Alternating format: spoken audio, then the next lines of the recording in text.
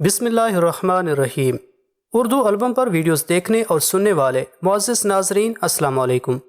اس video میں آپ کو بتائیں گے کہ سلطان ملک صالح کے قریب کس طرح شاطر امراء نے گھیرا تنگ کر رکھا تھا کہ صلاح الدین ایوبی کی کسی بھی بات کو سلطان سمجھنے سے قاصر تھا۔ تفصیل جانیں گے اس ویڈیو میں۔ ویڈیو شروع کرنے سے پہلے چینل کو سبسکرائب اور ویڈیو کو لائک کرنا بالکل مت بھولیے گا۔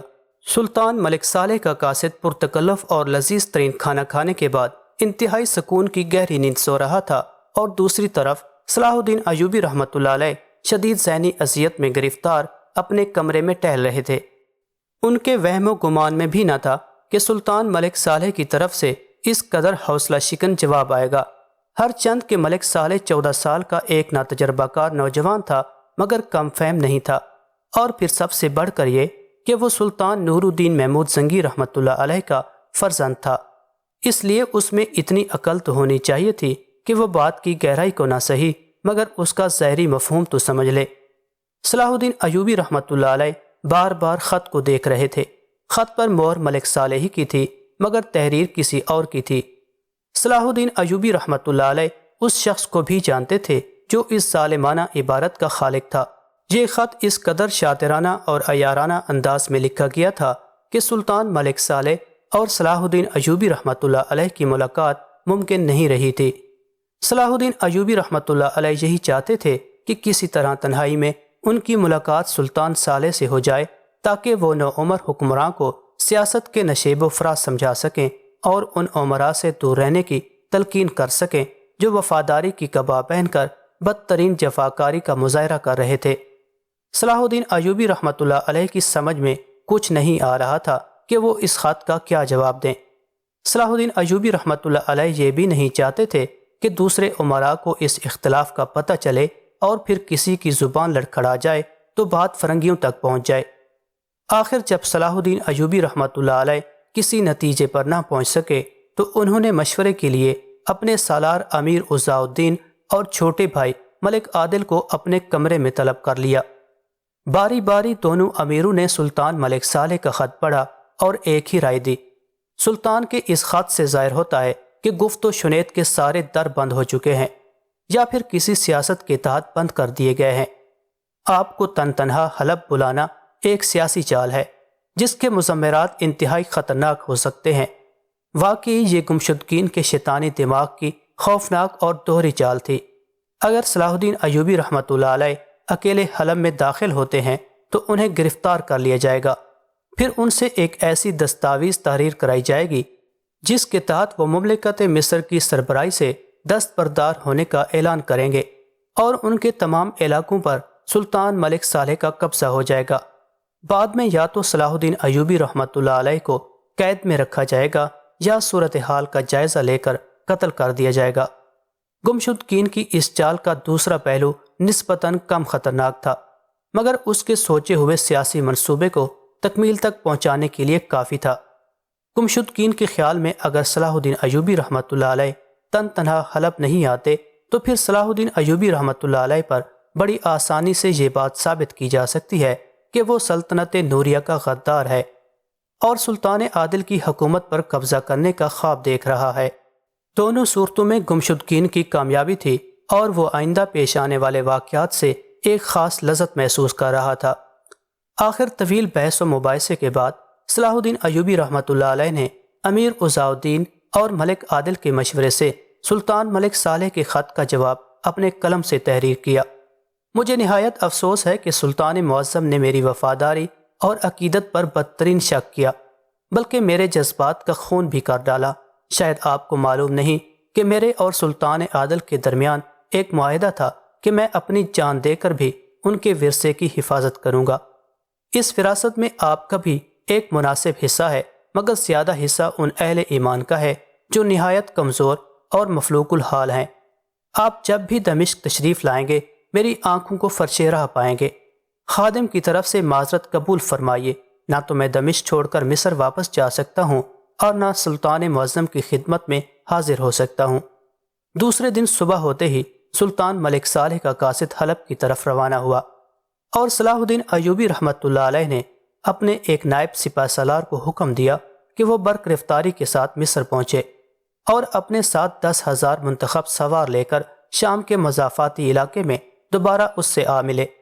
امیر عزاء الدین اور ملک عادل نے صلاح الدین ایوبی رحمۃ اللہ علیہ کے اس حکم کو حیرانی سے سنا، مگر اپنے امیر کے ارادوں کو سمجھنے سے قاصر رہے۔ آخر کار جب صلاح الدین ایوبی رحمۃ اللہ علیہ کا جواب پہنچا تو گمشدگین اور دوسرے غدار امراء کی خوشی کا کوئی ٹھکانہ نہیں رہا۔ وہ اپنے منصوبے میں بڑی آسانی سے کامیاب ہو گئے تھے۔ سلطان ذی شان، میں نے پہلے ہی عرض کیا تھا کہ غلام زادہ ہوتا ہے، زبانی جمع خرچ ہو تو یہ بڑھ چڑھ کر بولتے ہیں، مگر جب آزمائش کا وقت آتا ہے تو پشت دکھا دیتے ہیں، جیسا کہ صلاح الدین نے کیا۔ میری ناچیز رائے کے مطابق آپ کو دمشق پر فاتحہ پڑھ لینی چاہیے۔ سلطان ملک صالح نے ایک بار پھر اسی حماقت اور نادانی کا مظاہرہ کیا۔ اگر کوئی مخلص اور دانش مند امیر ہوتا تو اس نوعمر حکمران کو یہ نکتہ سمجھاتا کہ صلاح الدین ایوبی اب بھی اس کے وفادار ہیں، مگر بدقسمتی سے سلطان ملک صالح کے تمام امیر و مشیر نہایت خود غرض اور بے رحم انسان تھے۔ ہر شخص اپنی بساط کے مطابق ملک صالح کی ناتجربہ کاری سے کھیل رہا تھا اور اپنی جاگیر میں توسیع کے منصوبے بنا رہا تھا۔ گمشدگین کی باتیں سن کر سلطان ملک صالح کو غصہ آ گیا اور اس نے چیخ کر تمام امراء کو مخاطب کرتے ہوئے کہا، کیا تم میں کوئی ایسا نہیں ہے جو اس غلامزادے کو اس سرکشی کی سزا دے سکے؟ یہ بڑا مشکل سوال تھا۔ سلطان ملک صالح کے تمام امراء شرابی، بدکار اور بزدل تھے۔ کسی میں اتنی ہمت نہیں تھی کہ وہ میدان جنگ میں صلاح الدین ایوبی رحمۃ اللہ علیہ کے مقابل کھڑا بھی ہو سکے۔ سلطان ملک صالح کا سوال سن کر سارے امراء کی گردنیں جھک گئی تھیں اور آنکھیں دربار کے فرش پر گری ہوئی تھی۔ آخر ہمت کر کے امیر قطب الدین بن حسان اپنی جگہ کھڑا ہوا اور پرجوش لہجے میں بولا، سلطان معظم، ہماری بنیادی غلطی یہ ہے کہ ہم برابری کی سطح پر صلاح الدین سے گفتگو کر رہے ہیں، پھر کیا ہونا چاہیے؟ سلطان ملک صالح نے انتہائی تند و تیز لہجے میں کہا، آپ ایک بار اس کے سامنے اپنی آقائیت کا بھرپور مظاہرہ کریں، مجھے یقین ہے کہ وہ خوف زدہ ہو جائے گا اور پھر ہمیشہ کے لیے آپ کے سامنے گھٹنے بھی ٹیک دے گا اور سر بھی۔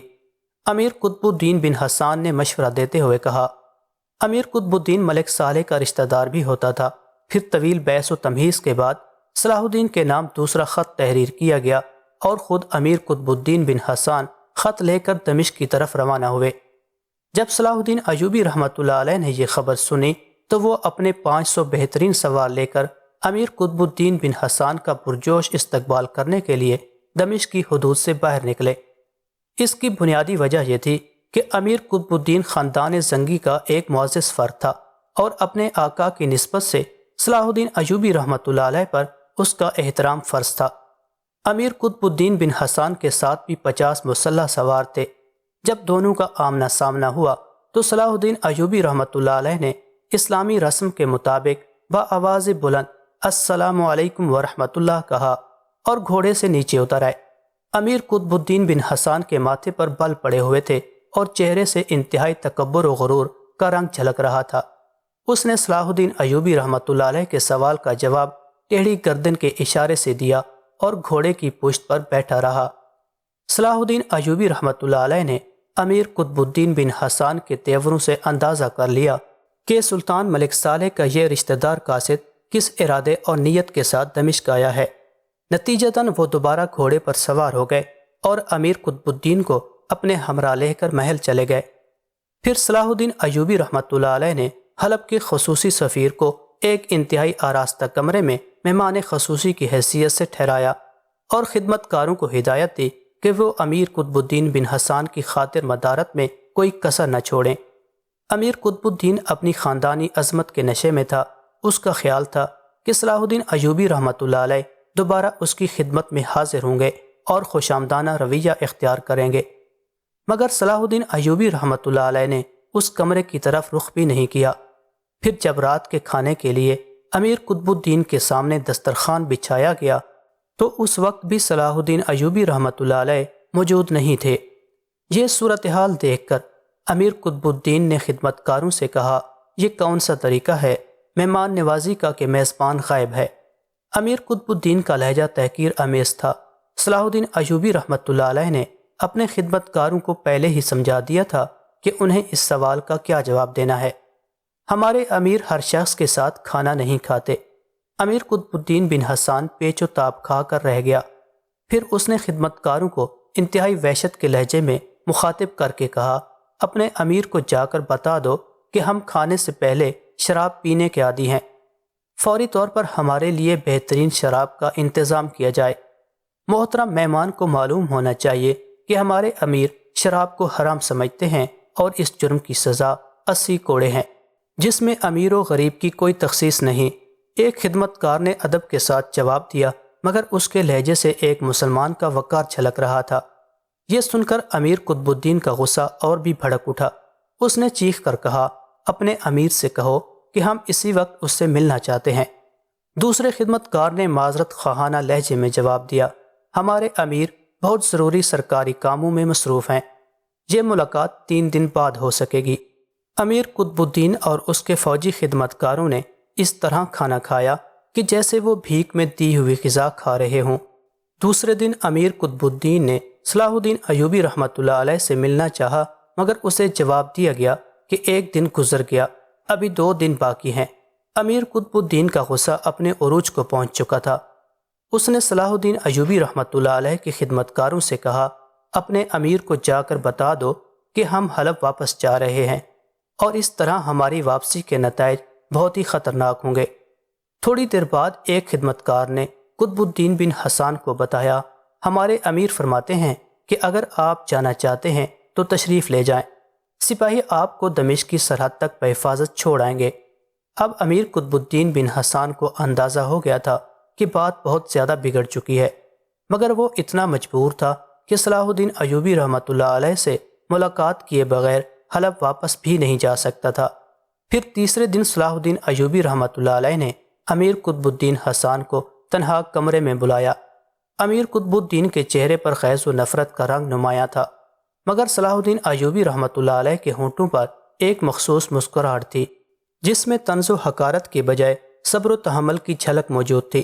خلاف عادت صلاح الدین ایوبی رحمۃ اللہ علیہ امیر قطب الدین کے احترام میں کھڑے بھی نہیں ہوئے۔ سلطان ملک صالح کے سفیر خاص کو اب بخوبی اندازہ ہو گیا تھا کہ صلاح الدین ایوبی رحمۃ اللہ علیہ اسے مسلسل نظر انداز کر رہے ہیں، اس لیے وہ بھی کھڑا رہا اور اس نے اس حالت میں وہ خط صلاح الدین ایوبی رحمۃ اللہ علیہ کی طرف بڑھا دیا جو حلب کے تمام امراء کے مشورے سے تحریر کیا گیا تھا۔ اسے پڑھ اور فوراً جواب دو۔ امیر قطب الدین حسان نے صلاح الدین ایوبی رحمۃ اللہ علیہ کو اس طرح مخاطب کیا جیسے کوئی آقا سخت نفرت و غضب کے عالم میں اپنے غلام کو پکار رہا ہو۔ صلاح الدین ایوبی رحمۃ اللہ علیہ نے مسکراتے ہوئے امیر قطب الدین کے ہاتھ سے خط لے لیا اور بیٹھے بیٹھے بلند آواز میں خود ہی پڑھنے لگے، جن تلواروں نے تجھے مصر کا مالک بنایا تھا وہ ہمارے ہاتھوں میں ہیں، اور جن نیزوں کی مدد سے تو مصر کی عمارتوں پر قابض ہوا وہ ہمارے کاندھوں پر ہیں۔ جن لوگوں نے تجھے مصری لشکر سے بچایا تھا اب وہ تجھے دمشق سے نکالیں گے۔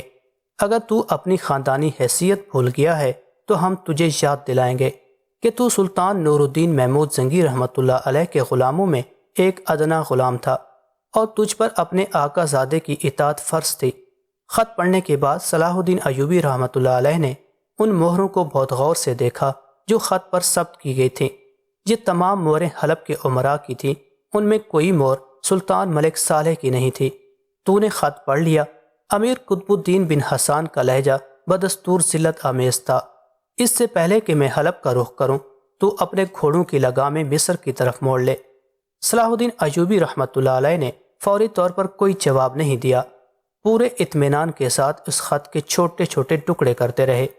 والی مصر کا یہ طرز عمل دیکھ کر امیر قطب الدین بن حسان اپنا سارا غصہ بھول گیا تھا اور حیرت کی شدت سے آنکھیں پھٹ گئی تھی۔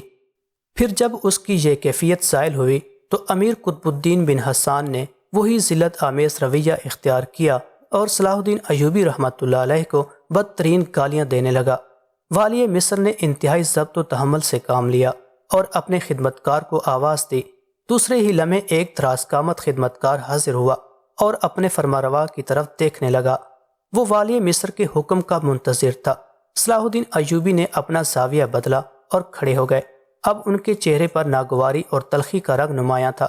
تم لوگوں نے میرے ساتھ جو ظالمانہ بلکہ فرانہ رویہ اختیار کیا اس کی کم سے کم سزا یہ تھی کہ میں تمہارا منہ کالا کر کے دمشق کی حدود سے نکال دوں اور زیادہ سے زیادہ یہ کہ تمہاری گردن کاٹ دوں اور تلوار کی نوک سے پیشانی پر تحریر کر دوں کہ یہ تمام امراء کی طرف سے لکھے ہوئے خط کا جواب ہے۔ اتنا کہہ کر صلاح الدین ایوبی کمرے سے جانے لگے، پھر یکایک پلٹے اور امیر قطب الدین بن حسان کو انتہائی تلخ لہجے میں مخاطب کر کے بولے، اپنے اعلیٰ نسب ساتھیوں کو بتا دینا کہ آئندہ اس غلامزادے کی زبان نہیں تلوار بات کرے گی۔ یہ کہہ کر صلاح الدین ایوبی رحمۃ اللہ علیہ تیزی کے ساتھ کمرے سے نکل گئے اور امیر قطب الدین بن حسان پر سکتے کی اتنی شدید کیفیت طاری ہو گئی کہ وہ پتھر کا انسان نظر آنے لگا۔ پھر جیسے ہی امیر قطب الدین دمشق کی حدود سے باہر نکلا، ایک بار گرفتار قاصد داخل ہوا۔ مصر کے سالار عبداللہ کرشی ایک خصوصی خط لے کر آیا تھا۔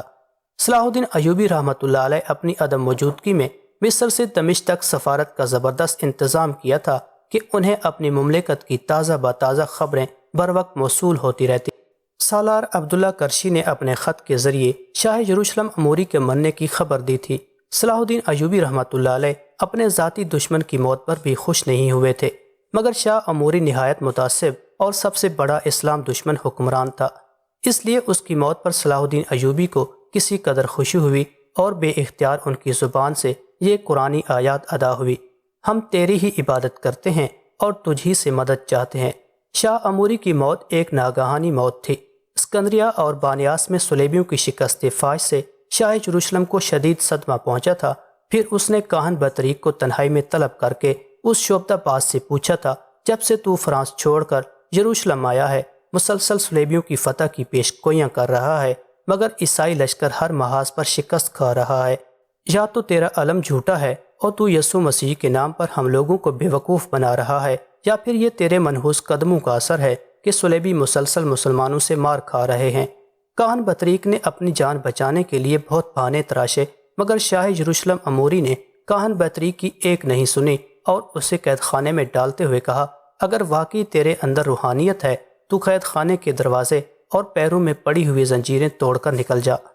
کاہن بطریق نے شاہ یروشلم کو بہت ڈرایا کہ وہ اس کی دل آزاری سے باز آ جائیں، ورنہ خداوند یسوع مسیح شہنشاہ کو معاف نہیں کریں گے۔ شاہ اموری نے بطریق کی باتوں کا کوئی اثر قبول نہیں کیا اور اس پر سخت پہرے بٹھا دیے۔ شاہ یروشلم کاہن بطریق سے اس قدر ناراض تھا کہ اگر درمیان میں شہنشاہ فرانس لوئس ہفتم نہ ہوتا تو اب تک وہ اس جھوٹے کاہن کو قتل کرا چکا ہوتا۔ شاہ اموری بہت ہوس پرست اور بلانوش انسان تھا۔ ایک دن اس پر وحشت طاری تھی۔ صلاح الدین ایوبی رحمۃ اللہ علیہ نے اسکندریہ اور بانیاس کے محاذوں پر اسے جس طرح ذلیل کیا تھا، ان دونوں واقعات نے عیسائی دنیا میں شاہ اموری کی ساکھ کو شدید نقصان پہنچایا تھا۔ شہنشاہ جرمنی کانرڈسوم، شہنشاہ فرانس، شاہ قسطنطنیہ اور انگلستان کی ملکہ ایلینر نے اموری کو کم و بیش ایک ہی مضمون کے خطوط تحریر کیے تھے۔ تم نے یروشلم کی تخت نشینی کے وقت تمام عیسائی دنیا سے وعدہ کیا تھا کہ تم بہت جلد مسلمانوں سے صلیبی جنگوں کی شکست کا انتقام لوگے۔ اس سلسلے میں تمہیں ہر قسم کی جنگی اور مالی مدد فراہم کی گئی تھی، مگر تم اپنے وعدوں کی تکمیل نہ کر سکے، بلکہ تمہارا وجود صلیبیوں کی رسوائی کا سبب بنتا جا رہا ہے۔ تم نے یہ بھی کہا تھا کہ سلطان نور الدین زنگی کی موت کے بعد اسلامی ریاستیں عیسائیوں کے لیے ایک ترنوالا ثابت ہوں گی، مگر صلاح الدین ایوبی جیسے نا تجربہ کار سالار سے دوبارہ شکست کھا چکے ہو۔ اب تمہارے سامنے دو ہی راستے ہیں، یا تو فوری طور پر صلیبیوں کا گمشدہ وقار بحال کرنے کے لیے صلاح الدین کو شکست دو، یا پھر یروشلم کے تخت سے دستبردار ہو کر کوشہ غلامی میں چلے جاؤ، تاکہ ہم یروشلم کی حکمرانی کے لیے ایسے جان باز شخص کا انتخاب کر سکیں جو عیسائیت کے نام پر سب کچھ قربان کر دینے کا حوصلہ رکھتا ہو۔ ان خطوط نے شاہ اموری کو بدحواس کر دیا تھا اور اسے صاف نظر آ رہا تھا کہ وہ بہت جلد اقتدار سے محروم ہو جائے گا۔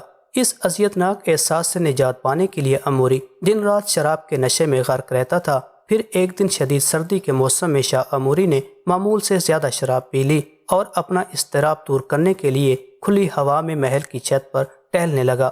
پھر اچانک اس پر بیک وقت سرسام اور فالج کا خوفناک حملہ ہوا۔ طبی امداد پہنچائی گئی، مگر دوسرے دن شاہ اموری مسلمانوں کو شکست فاش دینے اور مکہ معظمہ اور مدینہ منورہ پر قبضہ کرنے کی خواہش دل میں لیے دنیا سے رخصت ہو گیا۔ اموری کے انتقال کے وقت اس کا بیٹا بمشکل 10-11 سال کا ہوگا، اسی کو تخت پر بٹھا دیا گیا۔ بڑا عجیب اتفاق تھا۔ مسلمانوں میں سب سے زیادہ طاقتور حکمراں سلطان نور الدین زنگی رحمۃ اللہ علیہ تھے، اور انتقال کے وقت ان کے بیٹے ملک صالح کی عمر بھی 11 سال تھی۔ شاہ عموری کی ناگہانی موت اور سلطان ملک صالح کا امرائے حلب کے فریب میں آ جانا دو بڑے واقعات تھے جنہوں نے تاریخ کا رخ موڑ دیا تھا۔